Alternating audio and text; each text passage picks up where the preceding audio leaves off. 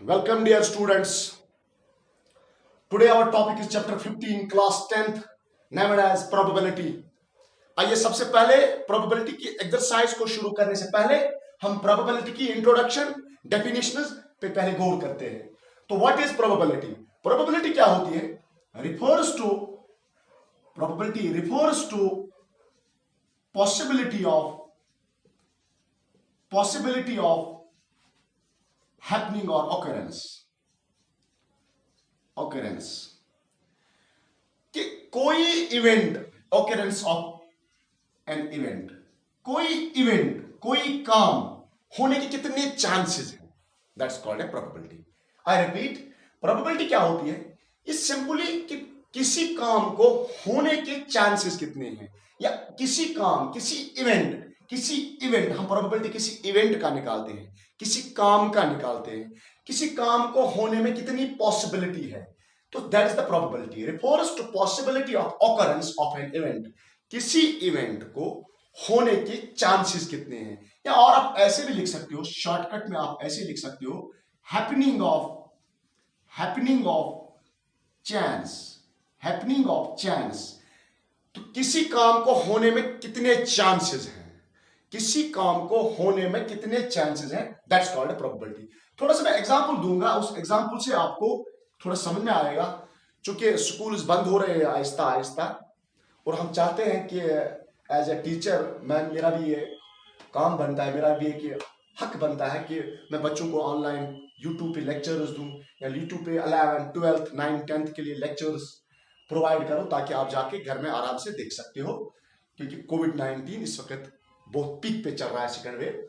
तो पहला ऐसे मैं एग्जांपल दूंगा। There is 60% of chance that you will get the job। चलो ये एक कंडीशन मानते हैं। दूसरी, the sun rises tomorrow,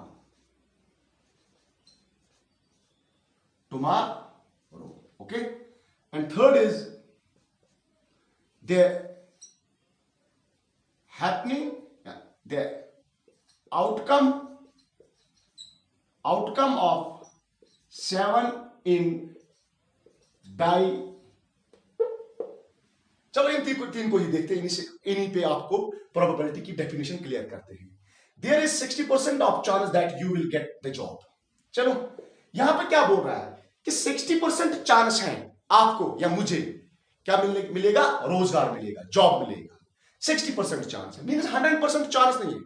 अगर हम इस इवेंट की हम प्रोबेबिलिटी किसकी निकालते हैं, किसी इवेंट की तो निकालते हैं, किसी काम की तो निकालते हैं। अगर हम यहां पे देखेंगे तो मेरे जॉब मिलने की, यहां पे मैं थोड़ा सा इसको क्लियर करता हूं, मेरे जॉब मिलने की प्रोबेबिलिटी ऑफ जॉब, मेरे जॉब मिलने के कितने परसेंट चांस है, दैट इज 60। मींस 100 में से 60% जॉब, तो 60% किस में से, 100 में से। अगर मैं ये और ये कट करूं, 0 and 0 cancel out, 2 3s are 3 2 5s are, तो मेरी प्रोबेबिलिटी जॉब की क्या बनेगी, 3/5। The job is the event here, the job is the event here, the 3/5 is the probability of that event. What is the event? The event is the job. जो यहां पे काम है कि मुझे जॉब मिल जाए, उसकी चांसेस कितने हैं, 60%। 60% का मतलब है 60 divide by 100, 0 and 0 we cancel out, we get 3/5। so the chances of job is here 3/5, okay। उसके बाद एक और इवेंट है, द सन राइजेस टुमारो। अरे रोज तो सनराइज होता है, अगर आज राइज हुआ है तो कल भी हो जाएगा। तो इसकी प्रोबेबिलिटी क्या है, 100% श्योरिटी है, 100% श्योरिटी है। तो इसकी प्रोबेबिलिटी अगर आप देखोगे, प्रोबेबिलिटी ऑफ सन की प्रोबेबिलिटी अगर आप देखोगे, दैट इज 100 आउट ऑफ 100। जब 100 आउट ऑफ 100 को आप कैंसिल करोगे तो क्या मिलेगा, 1। एक चीज आप यहां पे याद रखो, जिस चीज की भी प्रोबेबिलिटी, जिस इवेंट की भी प्रोबेबिलिटी 1 होगी, तो उस इवेंट को श्योर इवेंट कहते हैं।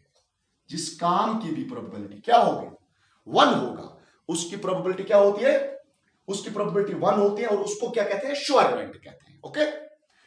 अब देखो एक और चीज, the outcome of 7 in die. आप तो जानते हो डाई क्या होता है, डाई एक क्यूबाइड जैसा होता है, उसके 6 फेसेस होते हैं। क्यूबाइड जैसा होता है, उसके 6 फेजेस होते हैं।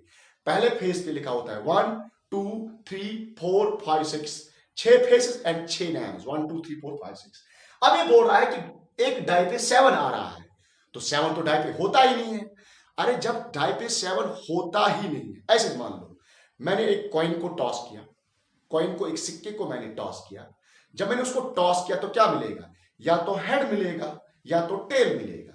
अगर मैं ये बोलूं कि मैंने कॉइन को टॉस किया और मुझे 7 मिला या 8 मिला या 1 मिला या 3 मिला, ऐसा पॉसिबल है? नहीं पॉसिबल है।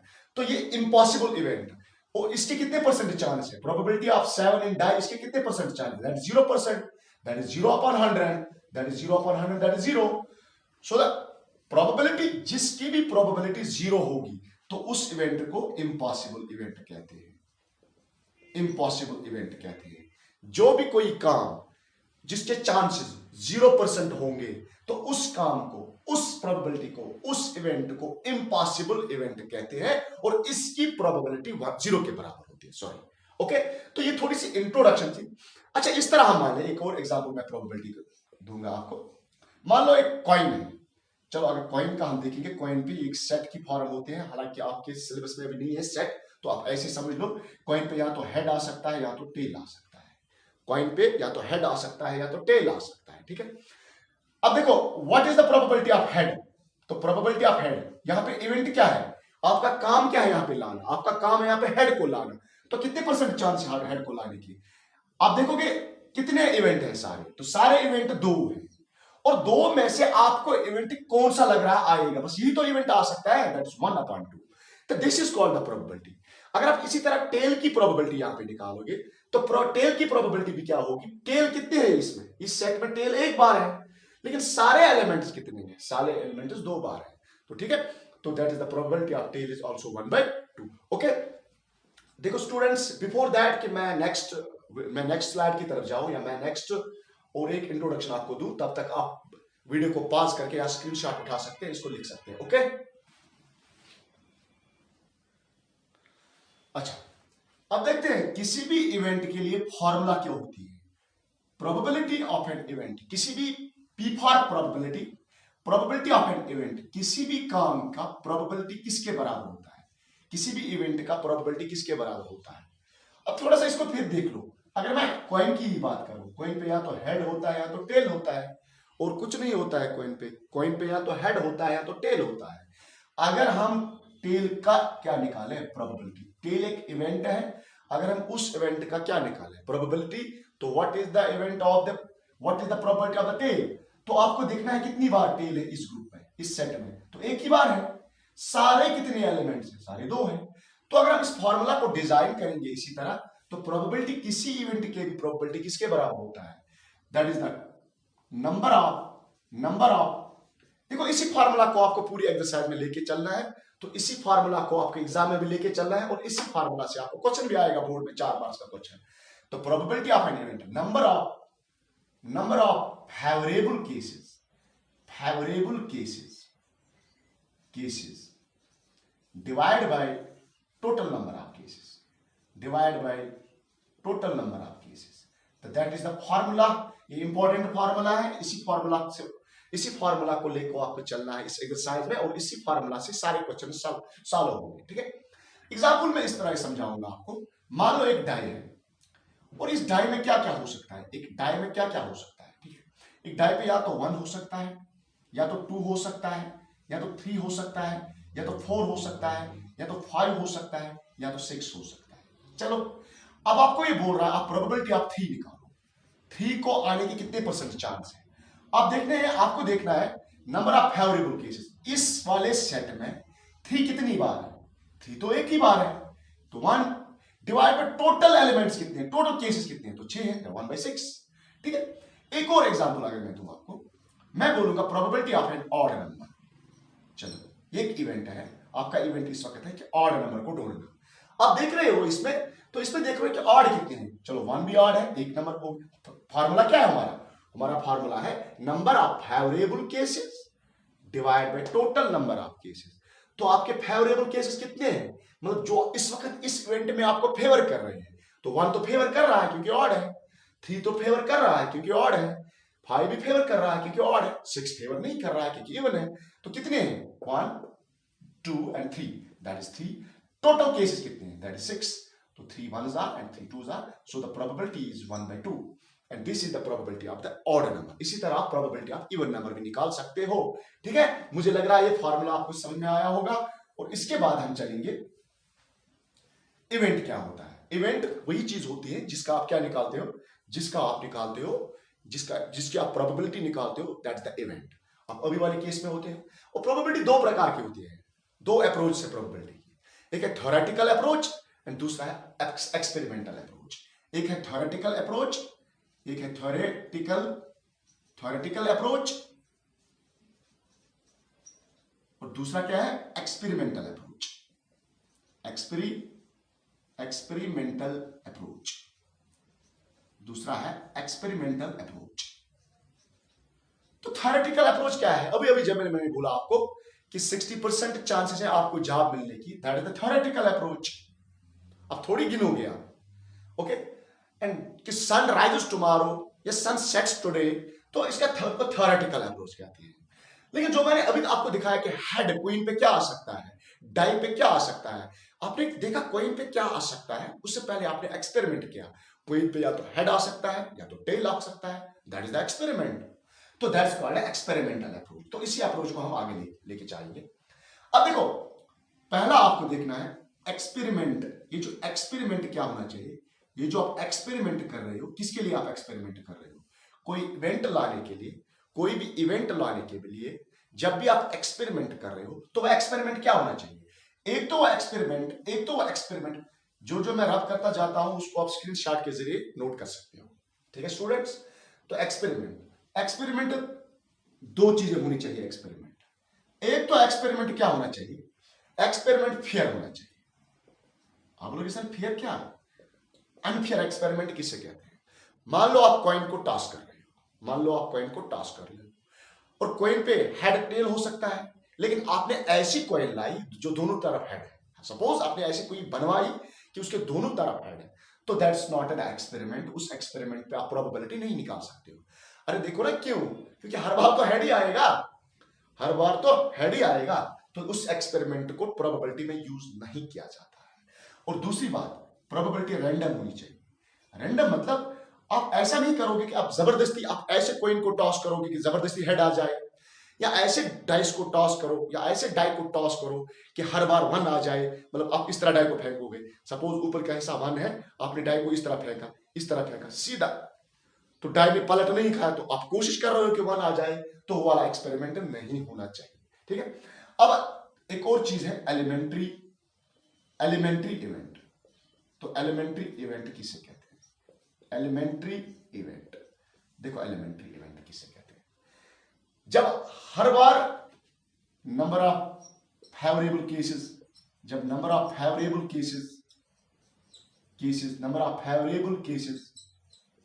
Is equal to 1। जब हर बार फेवरेबल केस कितने होंगे? 1 होगा, that's called elementary event. Example ऐसे समझ लो एग्जाम्पल, अगर मैं एक कॉइन को टॉस करता हूं, तो मैं अब प्रोबेबिलिटी ऑफ टेल को ढूंढता हूं। तो what is the probability of tail? Tail कितनी बार है इसमें टेल तो एक ही बार है, डिवाइड बाय 2। तो मींस फेवर कितनी कर रहे हैं? तो एक ही तो कर रहा है, तो दैट्स कॉल्ड एलिमेंट्री इवेंट। आप बोलोगे सर और कोई भी इवेंट होता है? हाँ होता है, and that event is called a compound event. अब देखो कंपाउंड इवेंट किसे कहते हैं? आई होप कि आपको एलिमेंट्री इवेंट समझ में आया होगा। अगर हम किसी भी प्रोबेबिलिटी में फेवरेबल केसेस ढूंढते हैं, अगर पूरे सेट में, पूरे सिस्टम में सिर्फ एक फेवरेबल केस मिलेगा, तो उसको एलिमेंट्री इवेंट कहते हैं। लेकिन अगर एक से ज्यादा फेवरेबल केसेस मिल गए, तो उसको कंपाउंड इवेंट कहते हैं। More than one favourable cases. कैसे समझो? एग्जाम्पल देखो, इसकी एग्जाम्पल आप यहां पे देखो, इसकी एग्जाम्पल आप यहां पे देखो। More than one favourable case क्या होता है? सपोज एक डाई है, इस डाई पे है 1 2 3 4 5 6। अब मैं आपको प्रोबेबिलिटी ऑफ 2 निकालना चाहता हूं आपसे। तो what is the probability? P for probability ऐसे लिखते हैं, प्रोबेबिलिटी एंड ब्रैकेट में आप इवेंट डालो, प्रोबेबिलिटी ऑफ 2। तो आप देखोगे 2 कितनी बार है इस वाले सिस्टम में, इस वाले सेट में। आप देख रहे हो 2 तो एक ही बार है, तो टोटल कितने केसेस है? टोटल तो 6 केसेस है। तो ये तो कौन सा इवेंट हो गया? सिंपल इवेंट या तो ये एलिमेंट्री इवेंट हो गया। अब ये कंपाउंड इवेंट क्या होता है? अगर मैं आपको बोल रहा हूं प्रोबेबिलिटी ऑफ इवन नंबर, आप इवन नंबर की प्रोबेबिलिटी निकालो, what is the probability of an even number?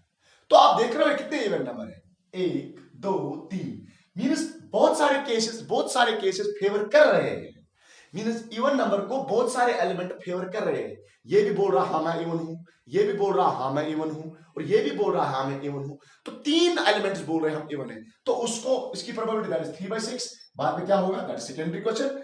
तो अगर मोर देन 1 फेवरेबल केसेस होते हैं तो उस वाले इवेंट को क्या कहते हैं? उस वाले इवेंट को क्या कहते हैं? उस वाले इवेंट को कहते हैं compound event. Okay, before students that कि मैं आपको लिए नया बोर्ड लाऊं, नया स्लाइड लाऊं बोर्ड का, तब तक आप इसको पास करो वीडियो को और या स्क्रीनशॉट उठा सकते हो। ओके ओके, अब आप देखोगे तो range of the probability, range of A probability, probability की रेंज कहां से कहां तक हो सकती है? अगर आपने ध्यान दिया होगा लास्ट स्लाइड में कि प्रोबेबिलिटी या तो 0 निकल सकती है मिनिमम, मैक्सिमम अगर आपने देखा तो प्रोबेबिलिटी क्या निकल सकती है? तो प्रोबेबिलिटी 1 हो सकती है। So the range of the probability, the lowest limit of the probability is 0। सबसे छोटा वैल्यू जो probability is a numerical value, ये एक वैल्यू होता है, लेकिन वैल्यू सबसे छोटा क्या वैल्यू हो सकता है? 0। तो range of the probability is 0 less और equal to probability and less और इक्वल टू 1। तो किसी भी इवेंट, ई फॉर इवेंट, किसी भी इवेंट का प्रोबेबिलिटी या तो 0 हो सकता है या 0 से बड़ा, और या तो 1 हो सकता है या 1 से छोटा। ठीक है, अब एक और चीज, तो लोवेस्ट प्रोबेबिलिटी 0 होती है और हाईएस्ट 1 इन शॉर्ट। ओके, एक और इवेंट होता है कॉम्प्लीमेंट्री इवेंट। तो व्हाट इज, या एक और इवेंट होता है इक्वली लाइकली आउटकम। तो इक्वली लाइकली आउटकम क्या होता है? अगर हम मान लेते हैं किसी भी कोइन का क्या होता है सिंपल स्पेस, सिंपल स्पेस क्या होता है एक और चीज मैं बताऊंगा। सिंपल स्पेस क्या होता है? टोटल नंबर ऑफ इवेंट्स, क्या क्या आ सकता है, जो कोइन में क्या इवेंट आ सकता है, या तो हेड आ सकता है, tail, that's called a simple space of the coin. अगर हम देखेंगे डाई पे क्या क्या आ सकता है, देखो डाई पे तो यहां आ सकता है 1 2 3 4 5 6, that is the simple space for the die. Sample, SAMPL, that is sample space, sample नहीं, simple it's sample space. Okay, equally likely outcomes and events. अगर हम देखेंगे probability of head that is 1/2, इसी तरह probability of tail that is 1/2। Simple भाषा में इसी को हम कहेंगे equally likely outcomes and events. देखो, इस हेड के आने की भी चांस है 50% और टेल के आने की भी चांस है 50%, that's called equally likely outcomes. जो जिनको दोनों के आने के चांसेस बराबर हैं, that's called equally likely outcome and events. Okay, और इनकी प्रोबेबिलिटी ऑलमोस्ट सेम होती है, ऑलमोस्ट क्या सेम ही होती है। अब कॉम्प्लीमेंट्री इवेंट, कॉम्प्लीमेंट्री इवेंट किसे कहते हैं? Probability of head plus probability of not head is equal to 1। देखो, अगर एग्जांपल यहां पे दी है मैंने, अगर हम प्रोबेबिलिटी ऑफ हेड निकालेंगे तो what is the probability of head? It is 1/2। लेकिन अगर हेड नहीं आ सकता है, what the probability of not head? अरे अगर प्रोबेबिलिटी हेड की नहीं आ सकती है तो किसकी आ सकती है? तो टेल तो आ सकता है ना। Probability of not head is also equal to 1/2 because it's a probability of tail. Okay, तो probability of head plus probability of not head that's equal to 1/2 plus 1/2, तो किसके बराबर निकला? तो 1। So the probability of head plus probability of not head is equal to 1/2 and the probability of not head is equal to 1। ऐसे ही इसको मैंने shift किया, दैट्स प्रोबेबिलिटी ऑफ हेड। तो probability of not head H complement, H bar, इसको इस तरह भी डिनोट करते हैं H बार, तो किसके बराबर होता है? 1 minus probability of head. Okay okay students, before that pause the video to note it down. मैं 15.1 एक्सरसाइज के आप क्वेश्चंस ला रहा हूं आपके लिए। ओके,